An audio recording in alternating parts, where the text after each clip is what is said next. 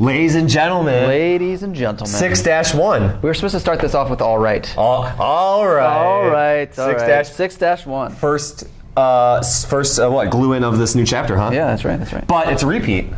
It is. There's one little thing that's different, but it's a repeat. We've done this. Yeah. Because you know why? Why? Well, I mean, I think you know why. Because this is important. This is totally important. It's got everything. It's got solving for x, it's got graphing, and it's got some word problems in there. This is important, folks. Totally need this. All right. But first, question, why is today a beautiful day for math, Brother Jameson? Well, Butenhoff, it is a beautiful day for math. It certainly is a beautiful day, so it's definitely a beautiful day for math. I just had another awesome cross-country workout. I'm excited for the weekend. Yeah. We've made it through another solid week. Full week. The kids did really well on their test. I think because they were they were engaged. Absolutely. So, that's why. My personal reason, it's Friday. Got Edgar here. Oh yeah. And we're starting a new chapter. Awesome. Let's go. Fantastic. Well, I mean, we've done this before. Graphing. So we're graphing. We'll just switch off and on, man. So, okay, the first one, again, we're looking for the plane number. Yep. Starts at 3. So starting from the origin, starts at 3. So we go up 3 on the y-axis right there. Mm-hmm. And then, okay, so maybe if there is something new here, it's the fraction. Yep. So it's a fraction. So it goes up 1, and then it's going to go over 2. Yeah. So from that starting point, up one box, over 2 boxes. Yep. Up 1, over 2. Up 1, over 2. Up 1, over 2. You got it, man. And now we're becoming experts at this, so let's go back 1 down. Let's kind of fill in backwards. Yep. Once you recognize the pattern is what I always say. Mm-hmm. Brilliant. Boom. All right. Rocking and rolling up. You want to rock the next one? Well, I want to put arrows on the end of the line. Because I always make a really big deal about that. Otherwise, it's Why not is that? Well, because otherwise it's a line segment, not a line, and we're graphing the line. Okay, all right. Big deal. All right. Yeah, sure, I can take the next one. So I always explain it. The number that's not next to the x's is going to be our y-intercept, so 8. Okay. Because it's not next to the x's. And then my slope is however many x's there are, which is I think what you told me originally. So negative, so it's got to go down. You know that your line's going to look like this. So it's going to go down 2 and over 1. Oh yeah, down. Yep. So down 2. Always to the right. Always to the right when you figure that part out. Until you figure out the pattern, then you can kind of get fancy and go backwards. But always to the right. Wow, that's really nice. That's really nice. Really nice. Perfect.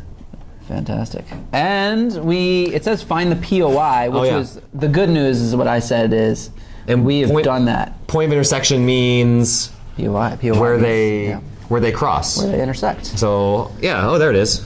Right there. Boom. And the coordinate for that is to the right 2 and up 4. So that's going to be 2, 4. And 2 is the x value. Yep. 4 is the y value. 2, 4. Perfect. Fantastic. So take there. Yep. All right. Cool. Awesome. Next. Using algebra. You got to use algebra. So, repeat. Same idea. So, we have 2 different ways to do that. Jameson, let's see what you got for us. All right, cool. So, what we're going to do is we're going to use the equal values method, was what we did before. So, we've got 1/2 x plus 3 that we're going to set equal to negative 2x plus 8. So, I mean, simply, you just set them equal to each other. Yeah, take the x portions, the portion of the equation that has the x's with it, and take that piece, or that part, rewrite it, and then set it equal to the other equation that has the x's with it. And that's how I do it. And then I always draw this line down because it's complicated. I love the line. Yeah, and it's easier to figure out which side of the equation. Yep.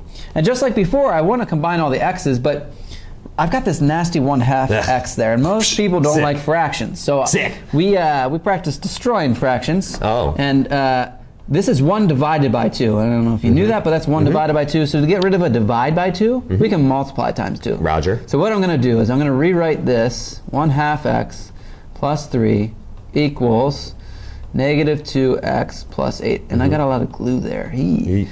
So the reason I'm rewriting is just so you can see the first step, and this is great for note taking, so that you can see what my second step was. I'm definitely on that. And then, so to get rid of this 1/2, this nasty divide by 2, I'm going to take this entire side of the equation, and I'm going to multiply it times 2. I wouldn't have thought of that. And since I have done that to the left side, I got to do it to the right side. Gotta.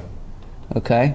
And from here, what we're doing is Which we did this in chapter 1. Exactly. We did the distributive property. You can use a box, or you can use these two things. You just have to make sure that the 2 is multiplied times both of those pieces, right? So the 2 times 1/2. So this is 1 divided by 2. The opposite of that is times 2. So that's 2. These cancel out here, and that's why we did that. So you're just left with the x, 1x. Got it. If this was like a number up there, it would be like 3. Like, okay, 3x. So then the 2 times the 3, that's 6. Okay, I see that. And then we're doing the same thing. Everything. Yep. So the whole entire equation. So then 2 times negative 2x, that's negative 4x. 2 times 8, that's 16. So correct me if I'm wrong, you did this because you want to get rid of the fraction. Yeah, I hate fractions. Well, I don't hate fractions, I just know other people do. So I am trying to tell you, how can you get rid of a fraction like 1/2? So if that were a 7, 1/7, you multiply by 7. That's right. Okay, that's right. Go ahead, carry on. Because sometimes the fractions, well, yes. Anyhow. So, and then from here, you've got a nicer equation. That's a much easier solve for x. Much easier solve for x. You've done this before, and I'll just walk through it again. We're trying to get all x's together, so I'm going to add 4x to both sides. That cancels. Okay, that's what I would have done also. Yeah. Okay, so 5x. This so plus, comes down. Plus 6. Okay. This 16 comes down because these are canceled. So this is 16. I wonder if we can see that. Okay. Yeah. Okay. And then we're again each step. It's an easier problem to solve. I'm subtracting 6 from both sides here. The 5x comes down. I've got 5x left over on this left side. 16 minus 6. That's going to be 10. 5 times x, so the opposite of 5 times x is, okay, divide by 5, and then x equals 2, which should not surprise you. Not surprising. I do the exact same thing. It's because it should not surprise you because of this. X, Because of the x here. Okay. So it shouldn't also surprise you that y is going to equal 4 when we solve it. So I always write a little instruction. Plug x equals 2 into an equation. Okay. Which equation is the question? So which one? So we got I'm going to zoom back up. Sorry, I'm kind of adjusting the... Oh, good call. So, okay. Oh, thanks for adjusting. Yeah, so we can just... I'm going to pick the easier one because it doesn't have fractions. So that what, the negative 2x plus 8? Yep. Okay. So I'm going to rewrite y equals negative 2x plus 8. And then we're going to plug in x equals 2 back into there. Got it. So that's going to be y equals... Can you see this? Yep. Am I in frame? I'm on it. All right, cool. Boots doubling up. Well, ladies and gentlemen, that's our skill for next time, what Jameson just did right there. Substitution. He substituted, but carry on. I guess I'm rushing. Okay, so then negative 4 plus 8, that's going to be 4. So yes, that's right, substitution. And then y equals 4, that's that piece. And so my POI, again, is still 2, 4. Which is not surprising. Not surprising at all. We want them to work. That's when the equations equal each other. Okay. But... there is another way that you did, and actually a lot of my students actually asked the same question. Okay. So let's go through it the other way. So boom. Let's start back up, and then here, let's try just covering it up here. Cover that up. You want to put some tape on? Yeah. Here, I got you. So using algebra. All right, here, I'm gonna get you going here. So admittedly, I'm a decimal guy. So how I set this up, so using equal values. So I always ask, does 5 equal 5? Does 6 equal 6? Does 7 equal 7? Yeah. Does y equal y? Yeah. So the first y is the 1/2 x plus 3. Love it. So 1/2 x plus 3. So I substituted, if you will. The second y is negative 2x plus 8. Love it. So now they're set equal to each other. That's why we can do that. It's the equal values method. They're both equal to y. Loving it. Good. Okay. And you draw the line too. Okay. I love the line, yep. Right. So, okay. So, again, we don't like the decimal, or excuse me, we don't like the fraction, so I change this to a decimal. 1/2 is 0.5x plus 3. 1 divided by 2, how you would do that division is 0.5, and then now it's equal to negative 2x plus 8. And while still kind of gross, this is much more doable. So, okay, negative 2, I'm going to add 2x to both sides, plus 2x. So 2 plus 0.5x is 2.5. So that step right there is easier now because of the decimal. Yeah, right on. That's easier. But I agree with your reasoning that if it were like 1/3, that'd be kind of gross. So anyhow, plus 3. But this is fine because it's a non-repeating decimal. Okay.